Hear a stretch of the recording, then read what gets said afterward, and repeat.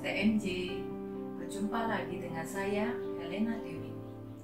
Hari ini, tanggal 3 Desember 2021. Bacaan diambil dari Injil Markus bab 16 ayat 15 sampai 20. Saya terkesan dengan ayat 15.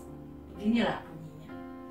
Lalu ia berkata kepada mereka, "Pergilah ke seluruh dunia, beritakanlah Injil kepada segala makhluk." Bapak Ibu, hari ini Tuhan kembali mengingatkan tugas kita sebagai anak-anaknya. Kita diberi tugas untuk memberitakan Injil, kabar sukacita, sampai ke seluruh muka bumi.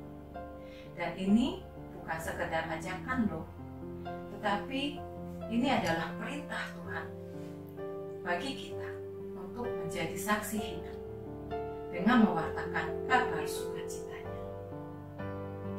Melalui firman hari ini, saya diingatkan kembali bagaimana pergumulan saya pada awal saya diminta mengisi renungan membawa kabar sukacita dan STMJ. 1 tahun yang lalu, kami mulai membentuk kelompok membawa kabar sukacita. Awalnya saya hanya ikut sebagai pendamping suami. Pada waktu kelompok dibentuk, ternyata nama saya juga ikut dimasukkan sebagai pembawa kabar sukacita. Waktu itu saya ingat saya langsung protes sama suami. Kok nama saya dimasukkan? Kan saya nggak ikut-ikutan. Saya kan cuma menemani papi gitu. Dan saya ngotot, saya bilang saya tidak bisa. Tetapi suami berusaha membujuk saya. Dia bilang, dicoba dulu toh. Kalau sudah dicoba, baru tahu kesulitannya ada di mana. Dan sebagai anak Tuhan, memang tugas kita untuk menjadi pembawa kabar sukacita baginya. Saya terdiam dan saya merasa malu.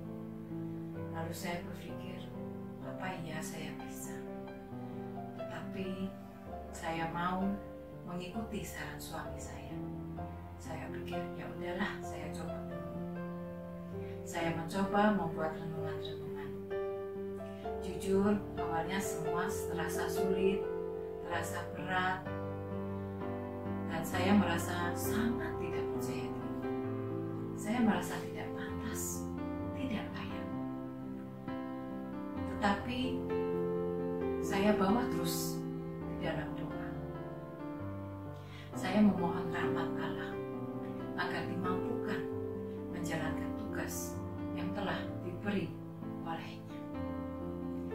Puji Tuhan, dengan melewati serangkaian proses, bertekun baca firman, belajar terus buat renungan, walaupun harus direvisi berulang kali, hingga akhirnya dapat menyelesaikan renungan demi renungan yang Tuhan percayakan kepada saya untuk saya bawakan, dan Tuhan beri kesempatan terus kepada saya untuk berproses, untuk naik kelas, untuk belajar merefleksikan setiap kejadian-kejadian kecil di dalam hidup saya terhadap kehendaknya, setiap rencananya yang boleh terjadi, dan akhirnya penyusunan renungan ini terus berlanjut hingga saat ini.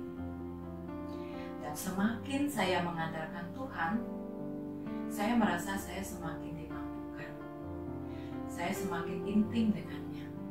Dan di saat saya merasa seperti berada di jalan buntu, Tuhan akan tuntun saya dengan hikmat-Nya dalam doa hening yang rutin saya lakukan. Sehingga apa yang ingin Tuhan sampaikan dapat saya wartakan melalui renungan-renungan singkat yang saya buat. Demikianlah sharing saya, Bapak Ibu, bagaimana melalui firman-Nya Tuhan membentuk saya menjadi pribadi yang mau taat, lalu diubah dan dibentuk oleh Tuhan dan mengikuti semua kehendak-Nya, sehingga saya dapat menikmati rahmat-Nya dengan semakin mengenal